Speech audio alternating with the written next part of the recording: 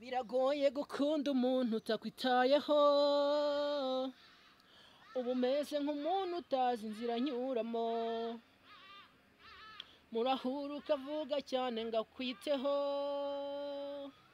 rimwe na rimwe n'ibyo uvuga bikanyurana, nyamara iyo tuvugana mba nshaka tujye kure, ariko wowe mbona utanyitayeho, n'icyo utabona ko mbikwereka mu gihe turi kumwe,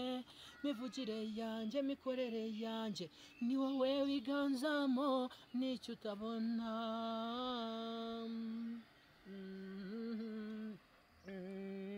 Hari ubwo nsanga ndimo mbara nabi nkiyemeza kubivamo, ariko iyo nkukubise amaso ndamwenyura iyo unsekeye, niba ari uko bizamera undora iyo ndoro,